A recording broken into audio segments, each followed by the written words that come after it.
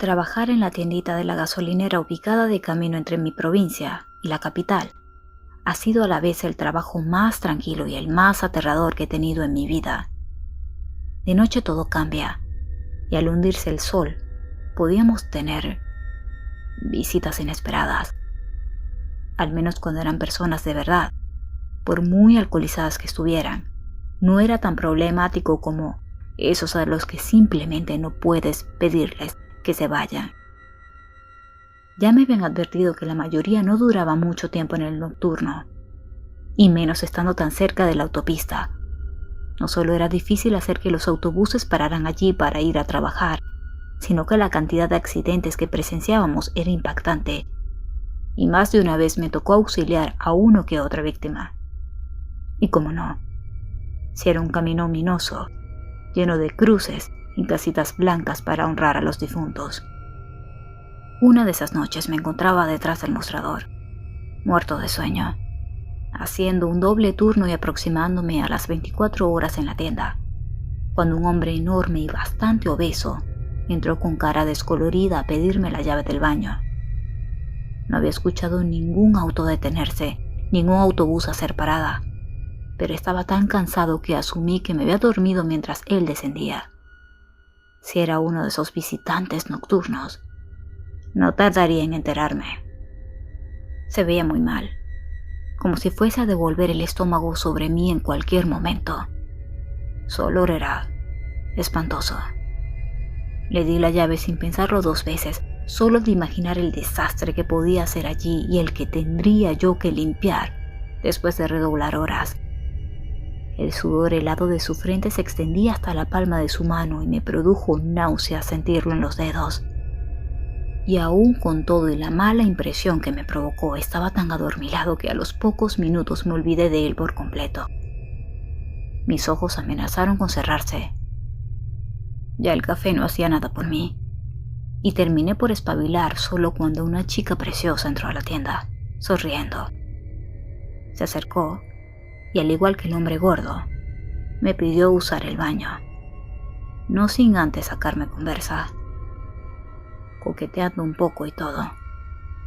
No iba a dejarla ir afuera a tocar o a esperar lo que sea que el ocupante dejara en el sanitario, así que le ofrecí entrar al del personal de la tiendita y, mientras ella se dirigía, me distraje al ver al hombre entrar, que aún más pálido que antes y con los ojos desorbitados se llevaba una mano a la boca.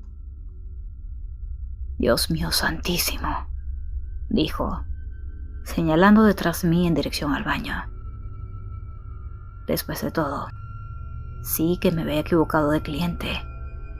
Lo sabía, y no quería darme la vuelta, pero tuve que hacerlo. La chica iba doblando por el pasillo, caminando con la espalda destrozada y el cráneo abierto, dejando un olor a carne quemada y sangre que al inicio no percibí. Era claro que ella no estaba entre nosotros. Fui yo quien terminó por hacer un desastre sobre el mostrador cuando no pude aguantar las arcadas por lo que veía y olía. Esa fue mi última noche en la tiendita de la gasolinera.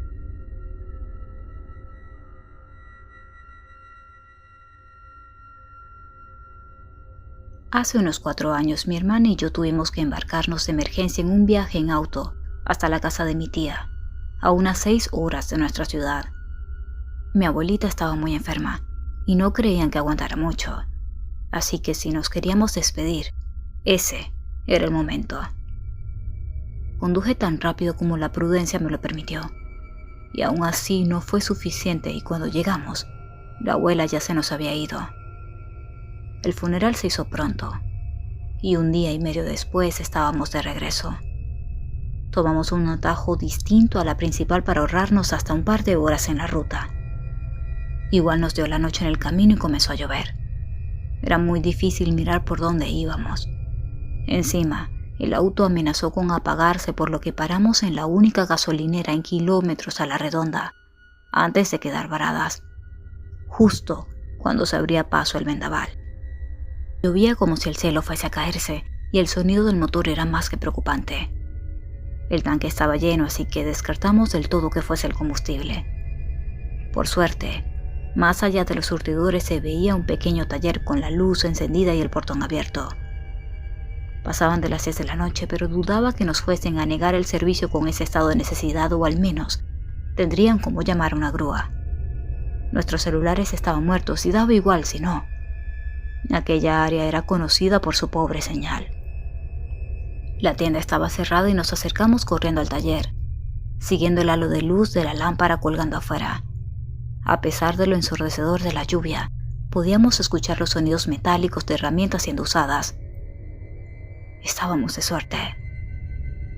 Llegamos a la puerta y nos resguardamos. Vimos una vieja camioneta con la capota arriba y lo que parecía ser el mecánico trabajando en ella. Solo se miraba uno de sus codos, alzándose y bajando mientras hacía lo suyo. «Buenas noches». El hombre no contestó. «Buenas», repitió mi hermana más alto, pensando que no nos escuchaba por el escándalo de afuera unido al que él hacía. Comenzamos a caminar hacia él. No lo habíamos notado, pero un perro enorme salió de la nada y se paró frente a nosotras, impidiéndonos el paso. No nos movimos y llamamos al mecánico por ayuda. El perro plegó las orejas y nos enseñó los dientes al tiempo que el hombre detenía su trabajo y salía detrás del capó. Todo en él era amenazante, incluso más que su propio mastín del infierno. Su cara me produjo escalofríos y sentí la necesidad de correr y meterme en el auto. Mi hermana estaba en sintonía, y menos mal, porque a un silbido del hombre, el perro se echó contra nosotras. Corrimos como almas que lleva el diablo, con la suerte de dejar las puertas sin seguro. Pude sentir el aliento del can encima de mis piernas, dando dentelladas al aire. Y llegamos justo a tiempo. Pero cuando estuvimos dentro del auto, el perro estaba en el portón del taller junto al hombre. Mi hermana y yo podíamos haber jurado que nos había seguido. Lo escuchamos y vimos indudablemente detrás de nosotras. Y ahora estaba mágicamente a más de 15 metros de distancia, seco junto a su amo. Sin perderlo de vista intenté 1, 2, 3 veces encender el motor y solo a la cuarta suspiramos al escucharlo andar. Al menos aún funcionaba. Salimos de ahí a duras penas. Llegamos a la siguiente área residencial donde, a regañadientes, un vecino nos permitió hacer una llamada para pedir una grúa. Al llegar a casa, le telefoneamos a mi tía para avisarle que estábamos bien y le referimos lo sucedido en la gasolinera. Cuando le dimos las características del lugar, nos dijo que era imposible que hubiese nada o nadie allí. Los tanques no tenían ni una gota de combustible, la tienda estaba vacía y sin productos, y el taller se estaba cayendo a pedazos. Ni techo tenía. Solo estaba el oxidado portón de enfrente, y detrás no había más que basura y chatarra. Ni siquiera había luz en esa zona. No había habido una gasolinera funcionando por esa ruta en más de 30 años. Cuando volvimos un mes después para la misa de la abuela, pudimos verlo por nosotras mismas, de día y de regreso. Todo estaba derruido. Era como si hubiésemos pasado en otra época, y por poco, lo que aún lo habitaba nos había hecho daño.